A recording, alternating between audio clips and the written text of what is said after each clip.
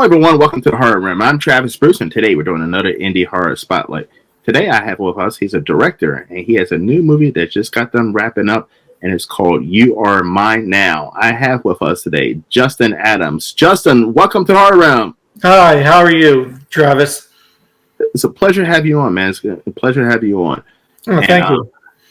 And I've had the pleasure of seeing the trailer to You Are Mine Now, but tell my audience a little bit about it. Well, the background, or at least the story wise, it focuses on a writer named Deborah, who starts to become stalked by a masked individual referring to himself as Neros, and she just gets harmless notes from it first, but then it starts getting out of hand, deadly in a way. Now, the actual design and the mask of the character, what gave you the inspiration for that? When I was coming up with the mask, I don't know. Like, I was originally just not going to paint it, but then I was kind of just sitting back and then thought, you know what? It looked maybe a little more sinister and more different than most of common stuff like Michael Myers or Jason. So I thought I'd just, paint the lines and give it like a sort of a dollish feel to it in a way, and then just like the little paint of the heart, just to kind of give it that, like, you don't really know who's behind the mask kind of thing, so that's kind of where that came from. And I see it that in the trailer that he uses, typical, I would guess, Valentine's Day weapons, like he uses a bow and arrow.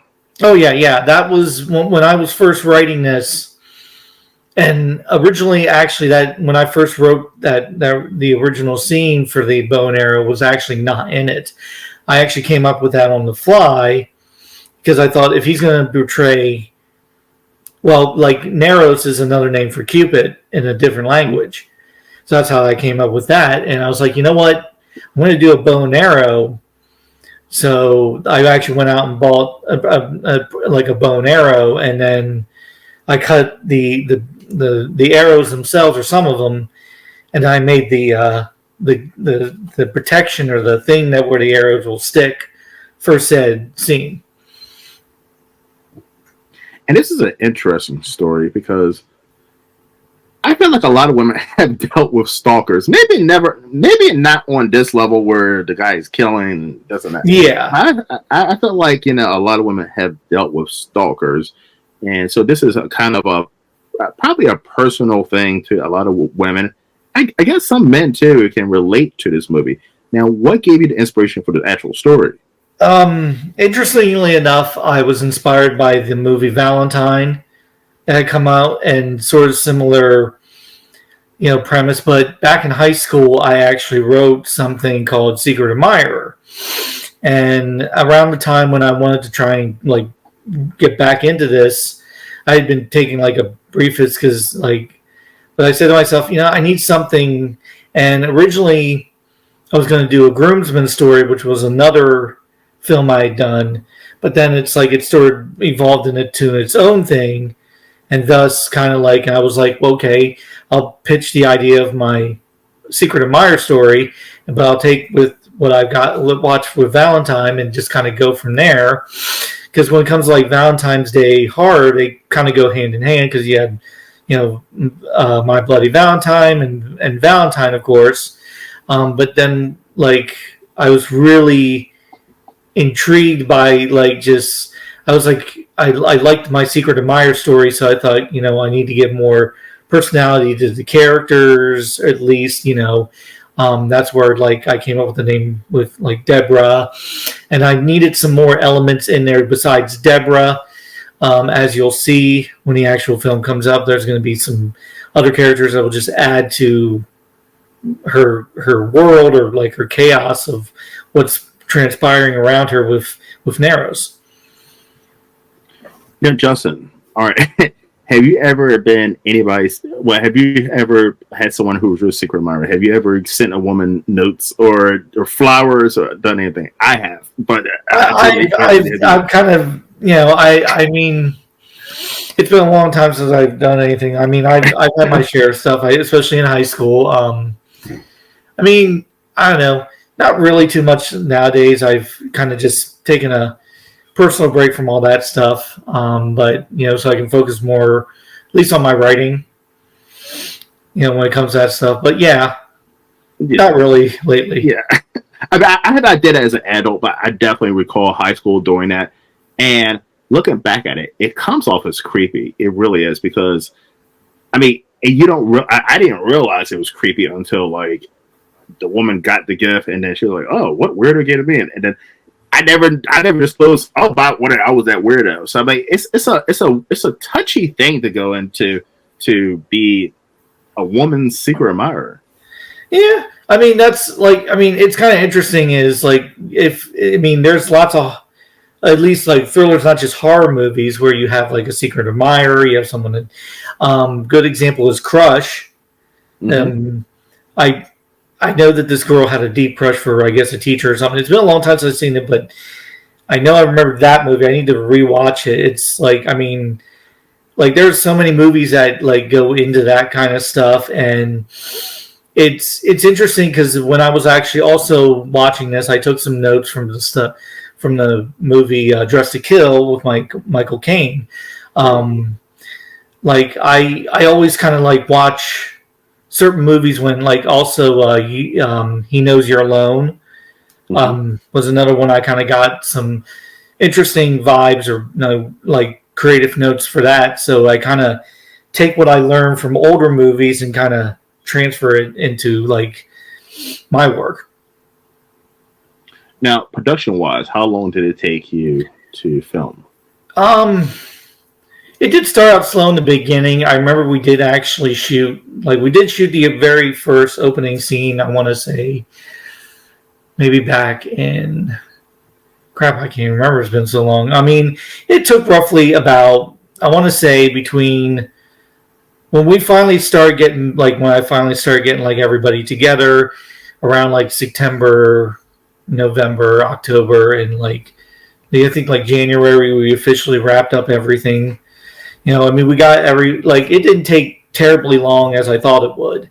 I owe a great debt of that help to Amanda, who was not only my lead, but she helped a lot behind the scenes. She really jumped in, and like when we got started, we filmed a lot in one day, which I was really surprised. We were like way ahead of what I wanted to do, and it didn't take terribly long.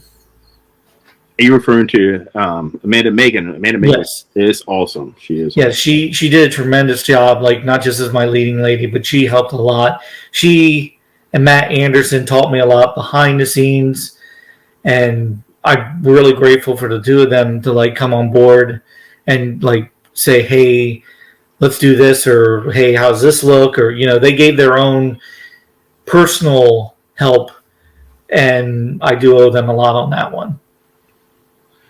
Now, how important as a indie horror filmmaker is to have that network and those team and that support and individual to bounce ideas and information off of? I appreciate not just Amanda or Matt Anderson, especially Matt Burns.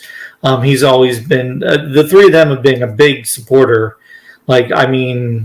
I've my friends, I've had a huge good network of people I've gotten to know over the years, and they've been tremendously helpful and supportive and keeping me giving me notes on the side or say, "Hey, let's try this," or kind of stuff like that. I know a big help of mine is Andrew Rhodes. You'll actually see him in the beginning of the film. He's been a tremendous help on the side because he is also currently editing some stuff into the film. But he's been an amazing help. He helped. He actually was the reason I got started into this a while back because I did a film for him, and I just kind of got into it then. But I had to move out of the area for a while, and then when I came back, I started getting back more into it. And everybody I've ever met over the years has been tremendously supportive. Now, are you in the DC, Maryland, Virginia area? I'm actually in York area. I am actually York. from York City, York, Pennsylvania area. Okay. Same thing. Close. Yeah. Yeah, because I'm in Baltimore, and Matt Burns and everybody's kind of in that area. Yeah, I know. It's kind of funny how it's like everybody's out there and I'm like here, but yeah, it is like I've gotten a good network of people I've gotten to meet over the years, and they've come here to help with this when they can, kind of stuff like that. And I know it's a big like travel thing, so but I appreciate everyone that's ever helped me over the years. awesome. Now, as a filmmaker, what is something? It's a two-part question. What is one thing that you're excited about for the future of indie horror, or just indie film in general? And what's one thing that's making you a little hesitant or nervous about the future of indie horror? I think what I'm excited is the fact that there's a big more market for it now than there was a couple years ago, because now thanks to Tubi, I've seen more independent filmmakers on Tubi. David Kerr, I've known him for a couple years, and he's gotten some of his stuff on there, like Bloody Summer Camp. Great movie. It's like I feel like now Tubi has gotten more voices for us for indie filmmakers over the years, and I feel like that's going to really help more. As far as like nervous, I don't really know. It's like any kind of field you get into, it's going to be competitive, but I wouldn't see it as, I don't think we should be competing with each other. We should be helping and nurturing each other. The filmmakers of the 80s, they support each other a lot, and I think we can learn from them. I know sometimes, you get that point where people can be a little cutthroaty, but, I like to think that we should learn from people who have gotten into this field, especially in the 70s and the 80s, like Tobe Hooper, George Romero, Wes Craven, John Carpenter. They all started out as making independent horror, like we are. Like Halloween, Night of the Living Dead were all indie horror. Texas Chainsaw Massacre you consider indie horror. We just learn from our predecessors and then just move forward and be supportive. And one thing, and bringing on what you said, one thing that I'm excited about is I'm starting to see more and more indie horror getting theatrical release or getting on the big screens, and that is absolutely fucking exciting for me, because, like you said, Texas Chainsaw Massacre, Halloween, all those were indie low budget horror movies, but they got a small theatrical release, and then it caught on. And I'm glad to see that, now, yes, the Tubis are great and so forth, but like to get to that new audience and, get that theatrical release, I think is absolutely amazing. It's more indie horror movies doing that. Achievement for anyone. Yeah. Now, are you nervous about the theaters, or do you think that's dead, or do you think that's dying? I honestly think, of course, COVID hit it really bad. Yeah. But I feel like what I do like is now there are like Eli Roth only released Thanksgiving into the theaters, and I think that you'll still see that now that COVID's sort of pretty much died and the theaters are back in. I'm not too far. I think theaters won't die unless we let them die, and it's like, I think the superhero craze kind of hit a little where it kind of killed it for some of us, because me as a horror guy, there's not too many out there, unfortunately, to go see, but I feel if we keep supporting them over the years that they'll just get stronger. I think I don't see them going away up in the air just like that, because I know there's the drive-through way out somewhere in Pennsylvania. They do. There's another thing that you don't see often, but they do like big marathons. Can't remember Mahoney Drive-In. Yes. They do, like, they're definitely keeping it alive. Yeah. And it's like, it's like anything. it hit a big it hit big it hit a big snag during COVID. Big understandable, but I feel it can just get stronger as long as people just keep supporting it.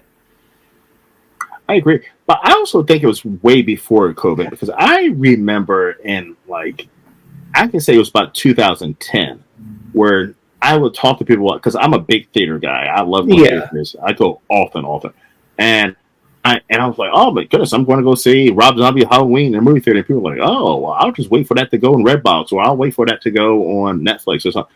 And I just noticed that 2010, that's when people started saying it, and then it just progressed until like 2015, where no one, people were like, oh, I'm not going to the theater. It's too loud. People are talking. It's expensive. Blah blah blah blah. And then COVID, so it was already dying, and then COVID kind of, I felt like, wiped it out. I agree with you on that. Now I think about it a little more. I mean, I've had a habit of saying that a little myself, but I think for me, it's like I have rushed to the theater sometimes, especially if it's a movie. I feel like you can't.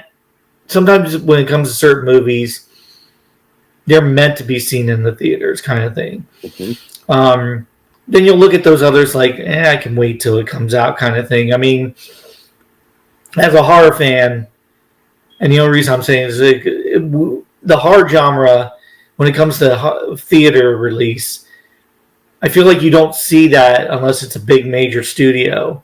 Yeah. Over the years, I mean, thankfully, some studios like what was it, A24 has broken that boundary and have released horror movies. Blumhouse, of course, has kind of strengthened it a little. I think, I mean, for me, it's like, but I've seen like the low budget horror movie stuff. They've grown stronger over the years as well. Because again, with horror, it's one of those things that you can make a good horror movie, and it doesn't necessarily have to have a theatrical release to be good. Yes, well, and I agree with you too. Like for me, like watching a horror movie, like a good horror movie in the theater, there's nothing you can't beat it. Oh no, you can't. Beat it. You can't beat it sitting on your living room on the couch watching it in the dark. Like there's something about that surround sound, the theater, and being around other people who are jumping and scared. Is nothing you can beat. Oh no! I mean, I remember a couple of times when I've seen some couple horror movies, and it's just fun because I know I'm not going to jump or get scared, at least not to the degree of some. But it's just funny to hear people in the background jumping and like getting a little bit of a scream out of it. It's just like I very rarely get started or jump when it comes to horror movies anymore. I think as I've gotten so used to, sometimes I say, "Oh wait, I know it's coming," kind of thing. But it's just kind of fun. Like my uncle always brings up this good point. Like when you watch the original Alien movie in your house, but if you imagine watching it in the theater, and it's totally dark and that sound, it just like you can't beat. Just like the eerie feeling that would probably sit in your stomach just watching something like that. And I agree. But if you watch any of the Halloween movies, I don't care which one it is, you watch it in the theater. Like I seen, like the first Halloween I saw in the theater was Curse of Michael Myers, and then from that point on, I've seen every single Halloween except for Halloween Ends in the theater. And there's something about when that score hits in a theater, it's like we hear that, and a keyboard. You hear that a keyboard swipe, and it fucks you up in the theater. and I've tried to watch those same movies at home, and I don't get that same experience. Oh, I agree with you. Yeah, like I mean, I think it's just the setting and the like. That's why I think. I mean, I don't know. Like, I wish theaters would put more into when it comes to horror than like when they do with the superhero movie stuff and like that. I don't feel like I feel like it's weird when I say with horror. It's kind of where like that's the stepson syndrome kind of thing. It's just like it's not as appreciated as say like a comic book movie or a fantasy movie, but there are those big fans out there that when they go see it, they see it for a reason in theaters. As I remember seeing, because I ran off to see when Halloween 2018 came out. I was like, man, I got to see this. You know, it's just like, and I remember the moment that everything started for that movie, and it like just the just that scene where he's just screaming at him about his mess. I'm like, wow, that just hit so well. Just hearing that and that screaming, and then the boom, the score kicks in. Yeah. And it's like the fucking hairs on the back of your neck fucking stand up. I mean, even the Halloween Kills. I tell people, when I went to see Halloween Kills, I walked out of the theater loving that movie. Loved it. Same here. Yes, very much so. And I went home and watched it on Peacock, and I was like, wait, why did I like this movie? And like, it was like night and day. It was just something about watching those movies in the theater. It's just a different experience. Oh, yeah. I've had that experience with a lot of movies over the past, where I would watch it in the theater and it would be like the best thing ever. And I'll be like, I'll watch it at home and I'm like, what? And why did I love this movie so much? I mean, yeah, trust me, I get that feeling too, but it's kind of interesting. I took my younger sister to a big screen of a bunch of, like, I took her to see Stay Alive, the video game horror movie that very rarely anyone talk about, the House of Wax remake that actually I thought was surprisingly good. Even it's a completely different story compared to the original. But it's like, it was this, I always loved to get that feeling sitting in a dark theater and watching a scary movie versus watching anything else. Not saying that any other movie is bad in the theaters, but like, I think horror has a nice little, like, building up that momentum and that atmosphere in a theater. You're not going to get that at your home. Correct. You're not going to get that true, like, hair-raising feeling that you would if you're sitting in the theater. Now, sometimes you might get it, sometimes you won't, depending on the movie, really. But, like, I think there are certain movies and the way they set the atmosphere for you is what makes it a strong horror film. I agree. And I mean, even like watching the last two Evil Dead remakes, Rise and Evil Dead, like I saw both of those in the theater, and I was like, "Whoa!" And watching them at home, it was completely different. But like it's like when I give a review on a movie, I'm giving it off of my theatrical experience release versus your release, yeah. And then like when I say myself, "Oh, well, that movie's a big piece of shit." What are you talking about? It's because you watched it on Netflix or you watched it on your TV on your couch. It's a completely different experience. Oh, yeah. Completely different experience. All right. Well, Justin, where can everyone find you, my friend? Well, I do have a YouTube page. I sent you the link there. Yes. I'll send it to you again. That's where I keep most of my current work that's out there in release. I do encourage you to enjoy all of it. It's stuff like I've worked on over the years. I mean, as soon as I get Your Mind now, I'm hoping to get it ready for, like, I'm going to do a YouTube premiere. I'll be on there myself, like, answering questions of whoever decides to view it that day. Nice. Listen, everybody, go down in the description. The link to Justin's YouTube is down in the description. But please click on it, subscribe, like, watch, share, all that good stuff. And Justin, I'm gonna give you offer too, man. After you do your premiere, if you'd like to come on my show and do a premiere as well, I would love to have you on. And yeah, we can definitely do that. I would love to do something like that. Yeah, be nice to just enjoy it all over again.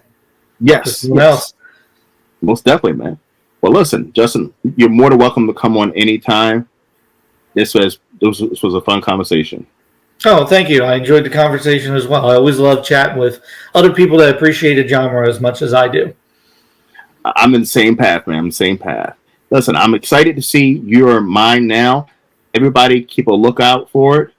Justin, it's been a pleasure. Thank you. Everyone, you're welcome. Everyone, thank you for coming to the Horror Room. I'm Travis Bruce, and that's Justin Adams. We'll see you guys next time. Take care. Have a good night.